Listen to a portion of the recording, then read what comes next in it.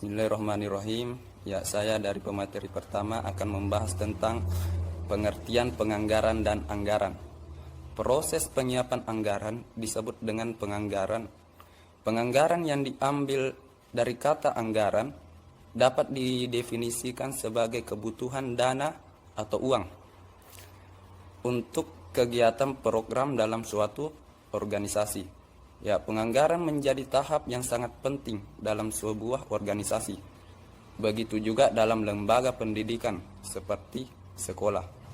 Penganggaran merupakan satu langkah perencanaan dan juga sebagai instrumen perencanaan yang fundamental. Dengan pengertian ini dapat dipahami bahwa penganggaran sudah seharusnya disusun secara serius oleh suatu organisasi karena sifatnya yang fundamental. Penganggarannya dijadikan sebagai organisasi dalam menentukan arah kebijakan dan program yang dijalankan. Penganggaran merupakan salah satu bagian dari proses perencanaan manajemen keuangan pendidikan. Dalam ilmu manajemen, fungsi perencanaan ya sama pentingnya dengan fungsi-fungsi lainnya menurut ilmu manajemen umum seperti pengorganisasian, pelaksanaan, dan pengawasan. Satu anggaran merupakan sistematis kinerja yang hendak dicapai selama periode waktu tertentu yang dinyatakan dalam ukuran finansial. Anggaran juga merupakan artikulasi dari hasil perencanaan strategik yang telah dibuat. Selain itu, tahap-tahapan dalam penyusunan anggaran juga menjadi faktor yang sangat penting. Karena anggaran yang tidak efektif dan tidak berorientasi pada kinerja akan menggagalkan seluruh perencanaan yang dibuat. Anggaran merupakan rencana yang diungkapkan secara kuantitatif, biasanya dalam unit moneter. Dari beberapa pendapat yang saya sampaikan tadi bahwa anggaran adalah rencana tertulis mengenai kegiatan suatu organisasi yang dinyatakan secara kuantitatif, yang disusun secara sistematis, yang meliputi seluruh kegiatan lembaga dan umumnya dinyatakan dalam satuan uang untuk jangka waktu atau periode tertentu yang akan datang. Ya, mungkin itu saja yang saya sempat sampaikan. Saya serahkan kepada pemateri selanjutnya. Bismillahirrahmanirrahim. Saya pemateri kedua dalam hal ini akan menjelaskan terkait fungsi anggaran pendidikan. Nah, anggaran pendidikan pada dasarnya memiliki banyak fungsi. Seperti yang dikatakan Nanang Fattah, bahwa anggaran pendidikan dapat menjadi alat pengendalian, alat perencanaan, kemudian alat bantu manajemen dalam mengarahkan lembaga pendidikan pada kondisi yang kuat atau lemah. Nah, yang dimaksud dengan anggaran pendidikan sebagai alat pengendalian adalah bagaimana lembaga pendidikan dapat menghindari pengeluaran anggaran yang besar atau menghindari pengeluaran pada hal-hal yang sebenarnya tidak perlu atau tidak semestinya. Nah, itu yang dimaksud dengan fungsi anggaran pendidikan sebagai alat pengendalian. Kemudian anggaran pendidikan sebagai alat perencanaan. Ya, yang dimaksud di sini adalah bagaimana setiap unit dalam lembaga pendidikan dapat mengetahui arah kebijakan yang akan dikeluarkan dengan menyesuaikan kepada ketersediaan anggaran. Nah, kemudian selanjutnya adalah sebagai alat kebijakan seperti turunan dari perencanaan yang saya jelaskan tadi. Kemudian yang terakhir adalah sebagai alat politik. Dalam hal ini yang dimaksud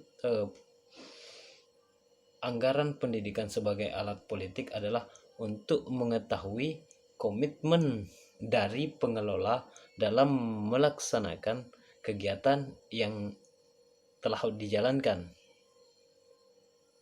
Artinya bentuk ujian kepada yang menjalankan. Saya rasa dari saya demikian, akan dilanjutkan oleh pemateri selanjutnya. Baik, bismillahirrahmanirrahim. Assalamualaikum warahmatullahi wabarakatuh. Sebelumnya perkenalkan, nama saya Lisdayanti MPIB. Jadi pada kesempatan kali ini saya sebagai pemateri ketiga akan memaparkan materi tentang karakteristik anggaran. Nah, langsung saja. Anggaran terdiri atas penerimaan dan pengeluaran. Penerimaan menggambarkan perolehan atau besarnya dana yang diterima lembaga dari sumber dana seperti dari pemerintah, dari masyarakat, ataupun dari orang tua peserta didik.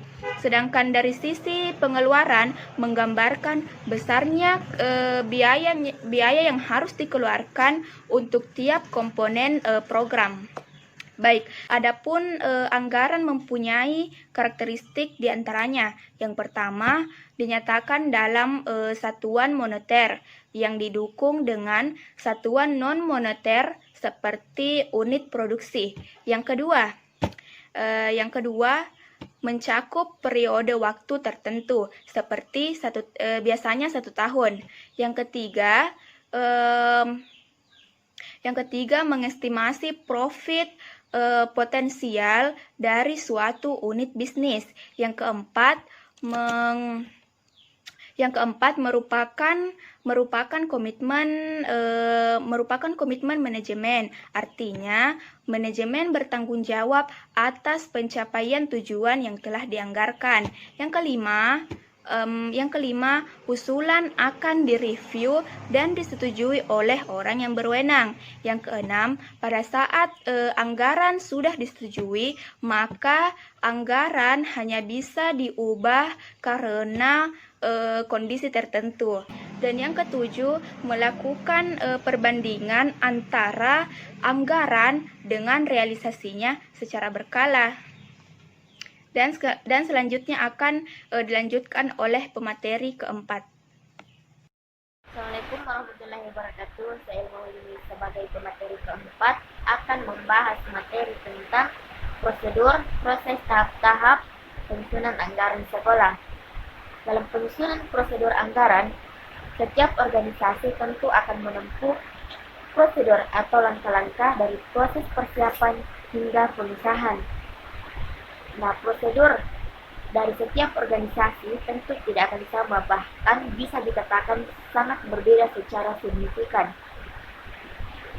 Di dalam lembaga pendidikan seperti sekolah, penyusunan anggaran memerlukan waktu yang tidak sebentar, karena urusan penganggaran menggunakan dana yang beberapa di antaranya dari iuran orang tua siswa yang memerlukan persiapan dan tanggung jawab yang besar. Terus penyusunan anggaran memerlukan data yang akurat dan lengkap sehingga semua perencanaan kebutuhan untuk masa yang akan datang dapat diantisipasi dalam rencana anggaran. Nah, proses penganggaran biasanya meliputi yang pertama yaitu komite anggaran, yaitu berfungsi untuk mengawasi anggaran secara keseluruhan yang beranggotakan unsur pimpinan pada satu lembaga. Dan yang kedua, penentuan periode anggaran yang disusun untuk periode 1 tahun dan sejalan dengan tahun fiskal organisasi. Nah, yang ketiga, spesifikasi pedoman anggaran, yaitu untuk menentukan pedoman anggaran serta arah anggaran, dan itu merupakan tanggung jawab komite lembaga. Yang keempat, penyusunan usulan anggaran didasarkan atas pedoman anggaran yang dikaitkan dengan faktor eksternal dan internal lembaga. Yang kelima, negosiasi anggaran ini dilakukan antara setiap unit dengan atasannya. Yang keenam yaitu review. di mana komite anggaran memeriksa anggaran yang berkaitan dengan konsistensinya dengan pedoman anggaran. Yang ketujuh, revisi anggaran dilakukan hanya pada keadaan khusus. Persetujuan untuk memodifikasi anggaran agak sulit dilaksanakan, walaupun sebenarnya hal itu dapat terjadi sebab tidak semua peristiwa dapat diperkirakan ke dalam anggaran. Sekian, Assalamualaikum warahmatullahi wabarakatuh. Bismillahirrahmanirrahim. Assalamualaikum warahmatullahi wabarakatuh. Saya atas nama Mahruf dari kelompok 5 akan melanjutkan apa yang dibahas oleh anggota kelompok saya sebelumnya. Mungkin saya akan melanjutkan itu berkenaan dengan tahap-tahap yang seharusnya dilalui dalam penyusunan anggaran. Nah, dalam hal ini tahap-tahap ini sangat penting karena bagaimana kemudian dalam satu program itu ada yang dinamakan anggaran. Nah, anggaran itu tidak akan datang tanpa kita melakukan mobilisasi kan. Nah, mobilisasi juga tidak akan berjalan dengan baik ketika apa yang kemudian akan disusun itu tidak jelas adanya kan. Nah, dalam hal ini teman-teman harus memperhatikan ada beberapa tahap-tahap yang kemudian akan kita lewati dalam penyusunan anggaran. Nah, yang pertama atau tahap pertama itu menginventarisasi rencana yang akan dilaksanakan. Nah, dalam hal ini bagaimana kemudian kita menyusun kembali rencana yang akan dilaksanakan. Nah, ini rencana dalam artian kita harus melihat kembali, menyusun kembali apakah rencana ini benar-benar akan direalisasikan atau benar-benar efektif jikalau dilaksanakan. Itu yang pertama.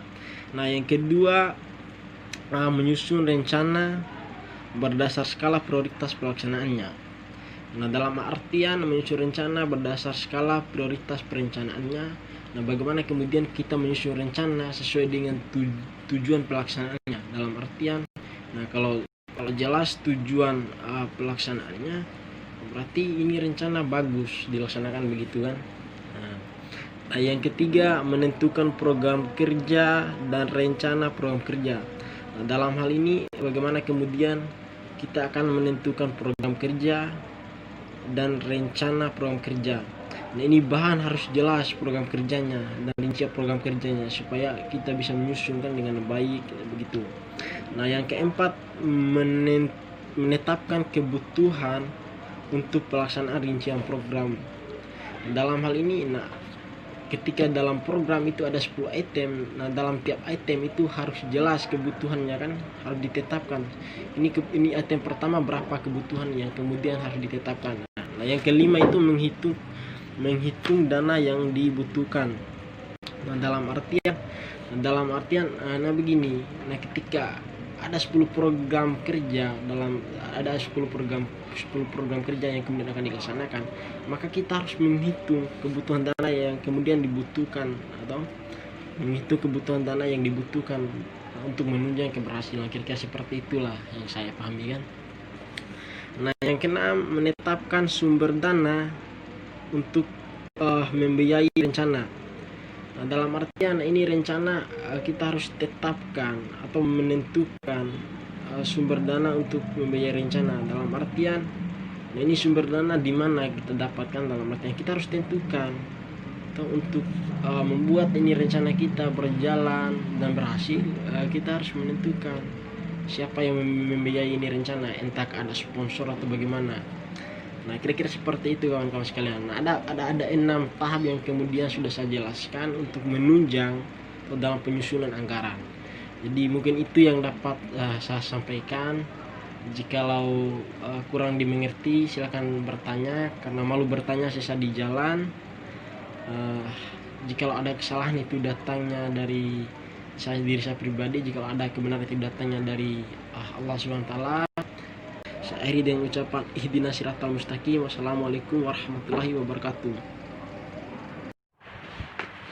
Bismillahirrahmanirrahim. Baiklah, selanjutnya saya akan membahas tentang prosedur atau proses tahap-tahap penyusunan anggaran perguruan tinggi sebagai salah satu proses perencanaan dalam perguruan tinggi agar sesuai dengan visi misi, tujuan, dan sasaran yang telah ditetapkan, maka setiap unit kerja dalam perguruan tinggi harus menyusun RKA tahunan. Rencana kerja dinyatakan dalam bentuk serangkaian kegiatan input sampai dengan output, sedangkan anggaran dinyatakan dalam bentuk satuan keuangan.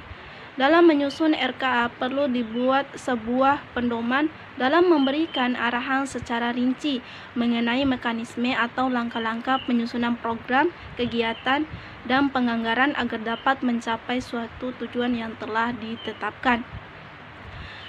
Pedoman penyusunan ini ditetapkan untuk membantu setiap unit kerja program setiap tahun anggaran guna meningkatkan mutu kinerja pada setiap unit kerja.